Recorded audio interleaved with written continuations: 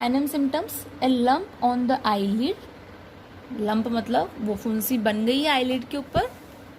Swelling of the eyelid, तो उसकी वजह से क्या, अगर कोई रेडनेस हो रही है, फुंसी हो रही है, तो वहाँ पर इन्फ्लामेशन भी होगा, स्वेलिंग भी होगी, तो आईलिड क्या स्वेल हो गई है, तो उसकी वजह से क्या दर्द भी होगा, पेन भी होगा, रेडनेस, आई रेडनेस में जो आई का जो आईबॉल होता है वो रेड भी हो सकता है, आईलिड भी रेड हो सकती है, टेंडरनेस हो सकता है, और इन सब की वजह से ब्लरी विजन भी हो सकता है, मतलब धुंधलापन दिखाई देता है। इचिंग ऑफ द आई, अगर मान लो कोई इन्फेक्शन होता है तो आई में बहुत इचिंग भी होती है, तो itching of the eye, tearing, excessive tear भी हो सकते हैं। लाइट सेंसिटिविटी, मतलब वो मैंने आपको फोटोफोबिया बताया था, मतलब लाइट में जाने में डिस्कम्फर्ट और पेन भी फील हो सकता है। The feeling that there is an object in the eye, और जिस पेशेंट को ऐसा लगेगा कि उसकी आई में कोई ऑब्जेक्ट चला गया है, क्योंकि मान लो वो अंदर की तरफ अगर इंटरनल स्टाई है तो वो उसको थोड़ा सा फील होगा, उसको चुभेगा, तो ऐसा लगेगा कि उसकी आईज के अंदर कोई ऑब्जेक्ट चला गया है। डिस्कम्फर्ट व्हेन ब्लिंकिंग, अपन जब आँख को ब्लिंक करते हैं, आपको अपन जैसे ना झपकाना, ठीक है, तो अगर ब्लिंक करते हैं तो उसके अंदर भी क्या डिस्कम्फर्ट फील होगा। तो ये था आपका sign and symptoms.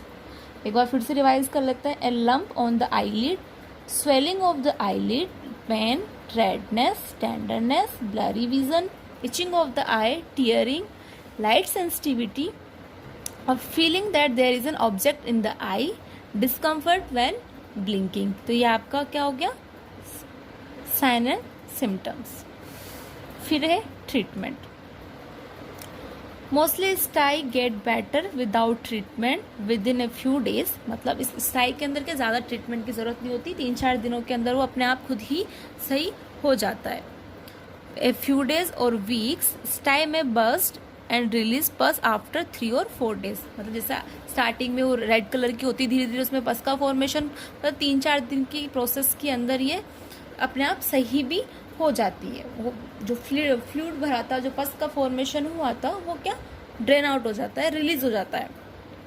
And painful condition treat in with the eye drops, antibiotic as prescribe, और अगर मान लो बहुत ज़्यादा दर्द हो रहा है तो अपन आई ड्रॉप डाल सकते हैं, एंटीबायोटिक आई ड्रॉप डाल सकते हैं, ताकि जो पेन हो रहा है वो कम हो जाए, वो रिड्यूस हो जाए।